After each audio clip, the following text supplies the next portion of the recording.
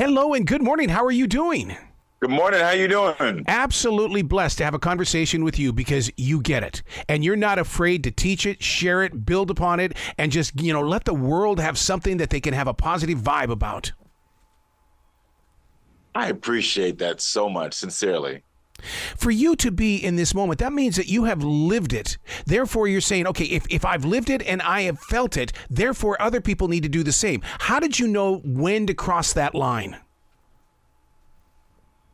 I think I knew very early on. Really? I grew up in a household where I was taught that my story would be what would heal me if I didn't hide it, but also would help others to understand that they could achieve and be better.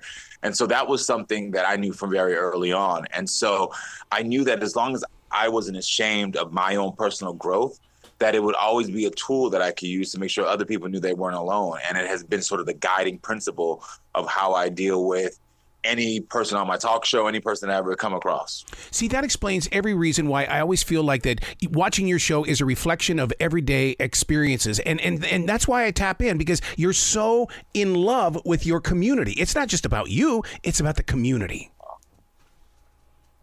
Yeah, it is, definitely. I mean, we're all on this planet spinning around.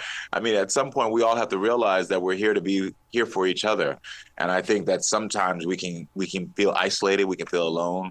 We start to think that this experience is, very isolating. And it's like, you have to remember, like, the thing that I'm going through, you're going through. The things that you're feeling, I'm feeling.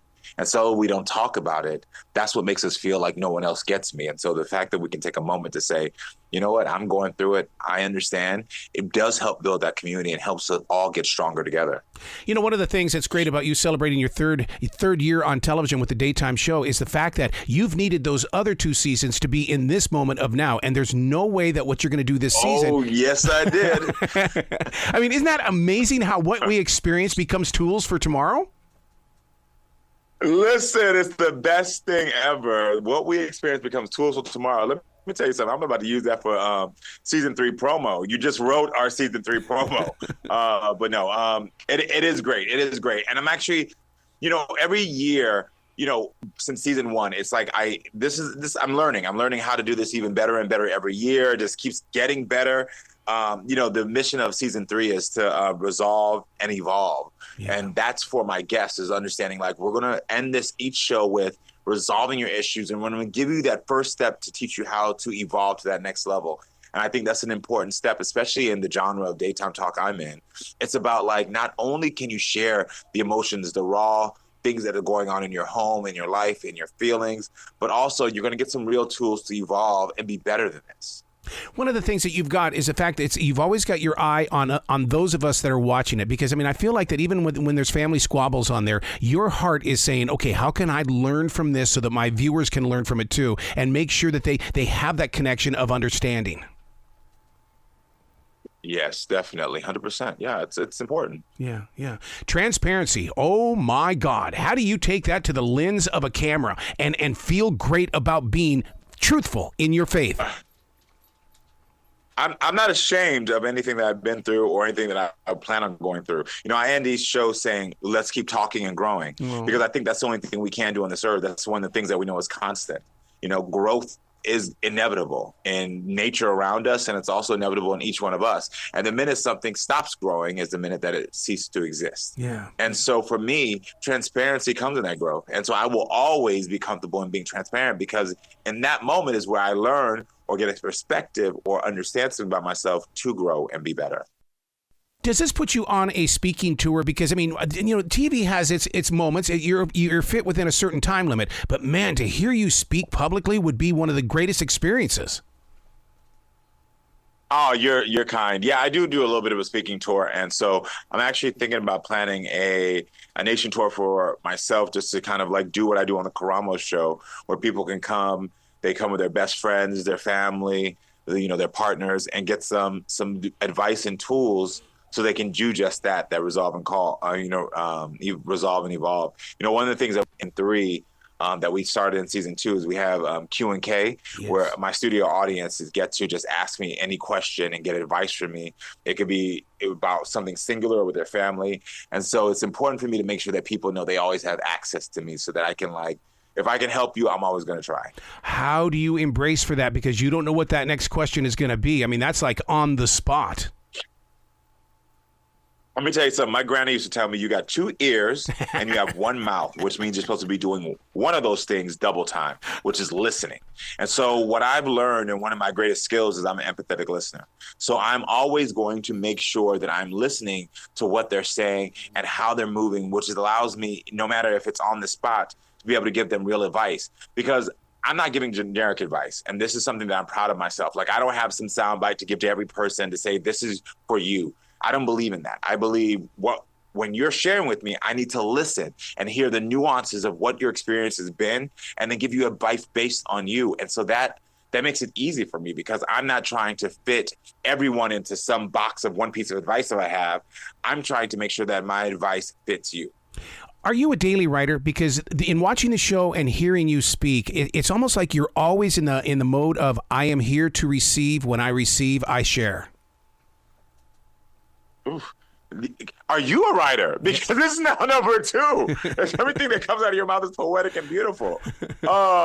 Yeah, I do write. I write daily. I'm also a big reader. I love to read. I mean, like, I start my mornings.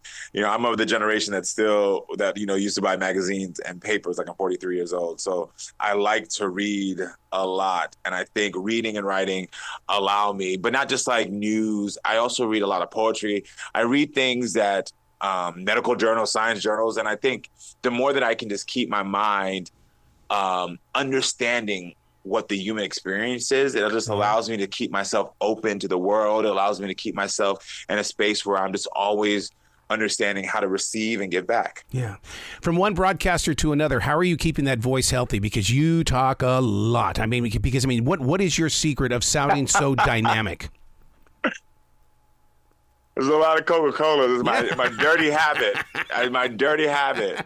If it can clean a car battery, it's going to help my pipes. And so it's my one thing that I should stop doing. I don't have any other vices like that, but I love, 2 cans of Coca-Cola throughout the day. And so I got to do better. How do you keep your composure in the way of there are so many of your stories that really pull on my heartstrings as a viewer. And one of the reasons why I left television was because I let my emotions go through my eyes. How do you keep your composure? In the moment, I'm so focused on someone else's healing and their journey that it's weird, because it's like when I'm in front of my studio audience, often I don't see them anymore or hear them. It's a very weird experience. Once I'm locked in and listening to someone, I can't hear anybody else. Yeah. I'm so in tune with what they're saying that, like, my audience is in front of me and I don't see them or hear them anymore, that it allows me in that moment to be so focused that I'm not focused on my own emotions. But I will tell you this, there's often when I get home and now I've had a moment to reflect on someone's pain that has, resolved into some evolution of them being better. And that will make me emotional. And so it's usually after, because in the moment I'm just so focused on them and hearing what they're saying that it allows me not to be emotional. But often, many times afterwards, I'll be like, I'll tell you this, I'll see a clip and I'll start crying our own clip where in the moment I didn't cry, but later on I'll be crying. Wow. See, it's those after moments that I love to study. I love to learn from, because I call that post-production blues, that a lot of people do not see us when the microphones are off. And it's like, so we have to regain control. Exactly. You know it. Yeah. I mean, like, we put our hearts on our sleeves. We're in the moment. And so once you get back and you're really watching it back, things, emotions and feelings and triggers pop up. And so you have to know how to manage that. And so luckily for myself, I'm able to manage that. Hopefully you're able to manage that. Hopefully you have people that you can ask for advice for, ask for support. That's one of my biggest things that I always tell people, like, don't be afraid to ask for help. I think that we're in a space where if you're afraid to ask for help, you'll find yourself in those post moments of life, period, no matter where you're at, finding yourself, again, feeling alone, feeling as if like no one can understand. And I think it's important for us always to remember to ask for help and know that people are out there who want to help you. God, I love where your heart is. Where can people go to find out more about you and everything you do so they can share some love with you? Sure. So they can go to karamoshow.com, karamoshow.com, because they can find out where Karamo Show, we're nationally syndicated, so we play all over the country. We also play on Bounce, Bravo, so people can tune in. And also there's links there to all my social media so that they can follow me and follow my journey. Please come back to this show anytime in the future. The door is always going to be open for you. Anytime. Listen, you have been. I'm one of those people like a student. I'm taking notes on everything you have said. So you are pretty phenomenal. I will come back and learn from you anytime you will have me. Well, you be brilliant then, okay? All right, brother. You too. Have a good one, man.